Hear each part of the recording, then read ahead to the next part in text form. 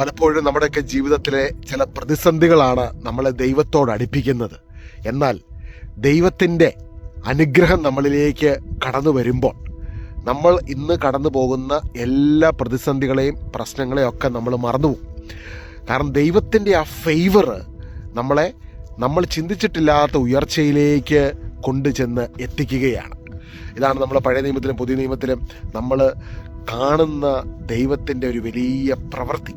ഈശോയുടെ മഹത്വം. ഈശോ അനേകായിരം രോഗികളെ സൗഖ്യമാക്കി, അനേകായിരം അത്ഭുതങ്ങൾ ചെയ്തു. ആ അത്ഭുതങ്ങളിലേക്കൊക്കെ നമ്മൾ നോക്കുമ്പോൾ അതൊക്കെ കാണിക്കുന്നത് മനുഷ്യർ പ്രതീക്ഷിക്കാത്ത സമയത്ത് ദൈവത്തിൻ്റെ അപ്രതീക്ഷിതമായ ഇടപെടലുകളും, അല്ലെങ്കിൽ അവർ പ്രതീക്ഷിക്കാത്ത രീതിയിൽ ദൈവം അവരുടെ ജീവിതത്തിലേക്ക് കടന്നു വരുന്നതും അവരെ സ്പർശിക്കുന്നതും അത്ഭുതങ്ങൾ ചെയ്യുന്നതുമാണ്. ഇന്ന് നമ്മളൊരു കാര്യം മനസ്സിലാക്കണം.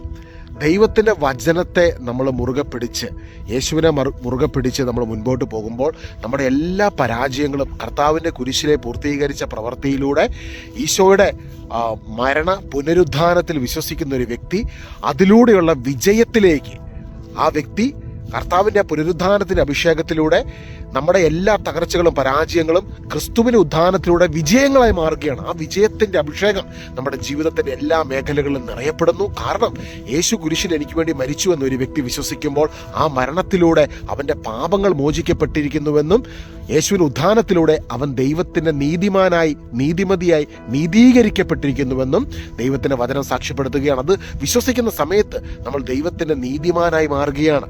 റോമാലേഖനം 4-ാം അധ്യായം 24-25 വാക്യം നമ്മുടെ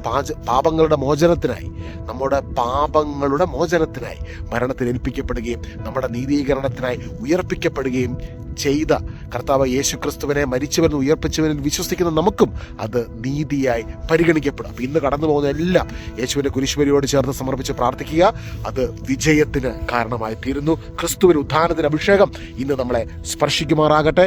ആ അഭിഷേകത്തിൽ നിറഞ്ഞ് തുളുമ്പി ആ അഭിഷേകത്തിന്റെ ശക്തിയിൽ നമുക്ക് മുൻപോട്ട് പോകാം. പരസ്പരം പ്രാർത്ഥിക്കാം. God bless you.